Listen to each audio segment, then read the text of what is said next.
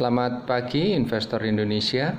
Pagi ini saya ingin menyampaikan lanjutan mengenai indeks harga saham. Hanya yang kemarin kita sampaikan tentang indeks harga saham gabungan. Pada sesi ini saya ingin menyampaikan indeks yang banyak dijadikan acuan oleh para investor baik dalam negeri maupun dari luar negeri, yaitu indeks LQ45. Maksudnya indeks LQ45 itu apa? LQ itu singkatan dari liquid, ya, diambil L sama Q-nya. 45 itu adalah saham yang dipilih dari seluruh 45 saham yang dipilih dari seluruh saham yang tercatat di bursa. Syarat-syarat apa perusahaan itu bisa dimasukkan di dalam indeks LQ45? Di antaranya adalah perusahaan-perusahaan itu harus memiliki kapitalisasi pasar yang tertinggi. Biasanya ada syarat-syaratnya, misalnya begini, termasuk di dalam top 60 kapitalisasi pasar tertinggi di bursa selama 2 bulan terakhir. Kemudian termasuk top 60 dari emiten atau perusahaan yang nilai transaksinya tertinggi di pasar reguler dalam 12 bulan terakhir, ya, telah tercatat di bursa selama minimal 3 bulan, memiliki kondisi keuangan dan prospek pertumbuhan yang bagus dan nilai transaksi yang tinggi. Kemudian ada penambahan bobot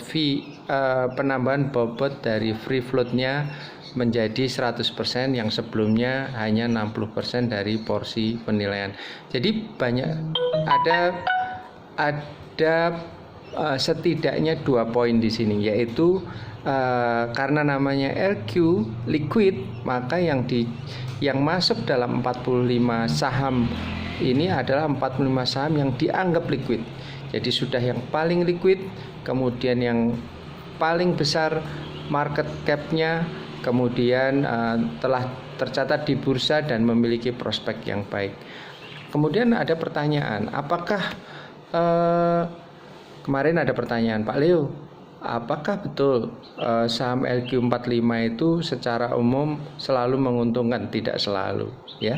Banyak dari perusahaan-perusahaan yang ada di LQ45 itu sekarang jadi perusahaan yang kurang bagus, bahkan ada yang di delisting. Jadi tetap berprinsip bahwa untuk berinvestasi itu tetap memilih saham yang secara umum fundamentalnya bagus, kemudian teknikalnya bagus, manajemennya bagus, background dari foundernya itu juga bagus, sehingga apa yang kita pilih itu adalah betul-betul perusahaan yang memiliki kualifikasi yang bagus.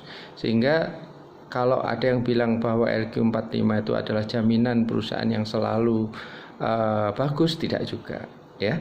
Tapi setidaknya screening atau requirement untuk bisa menjadi bagian dari LQ45 itu diharapkan oleh banyak perusahaan. Karena dengan memasuki LQ45 berarti perusahaan yang bersangkutan memiliki persepsi yang lebih baik dibanding dengan perusahaan-perusahaan yang lain. Jadi itu kira-kira gambaran tentang LQ45 untuk menambah wawasan.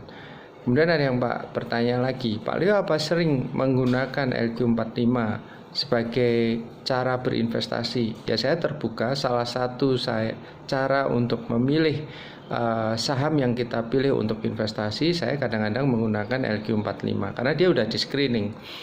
Caranya bagaimana? Ya, kita lihat dalam 1 bulan terakhir saham LQ45 itu yang turunnya paling tajam siapa. Nah, itu kita lihat sektornya apa dan lain-lain.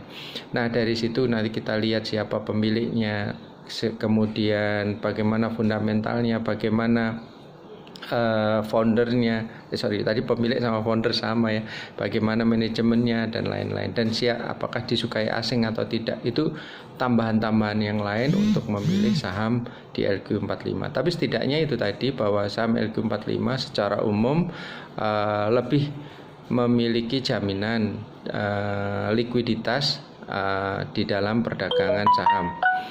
Jadi Juga perlu saya diketahui oleh sahabat-sahabat investor, LQ45 itu setiap 6 bulan itu akan ada perubahan komposisi. Jadi saham-saham yang selama 6 bulan dimasukkan di dalam LQ45, kalau ternyata dia tidak menunjukkan kinerja likuiditas yang tinggi, bahkan mungkin mengalami penurunan harga saham sehingga market cap-nya tidak tinggi, maka dia bisa dikeluarkan dari LQ45. Nah, perusahaan-perusahaan yang memiliki kriteria-kriteria yang memenuhi syarat dan lebih tinggi tentunya akan masuk di LQ45. Makanya setiap 6 bulan selalu ada perusahaan yang masuk di LQ45, ada yang dikeluarkan dari LQ45. Sama seperti kalau di asing itu ada yang banyak juga diikuti oleh investor, itu misalnya MSCI, Morgan Stanley Composite Index dan lain-lain. Oke, saya kira sahabat investor pasar modal Indonesia, dari saya Leo Herlambang cukup sekian. Jangan lupa untuk menanyakan lebih lanjut tentang LQ45. Sampai jumpa, salam cuan selalu.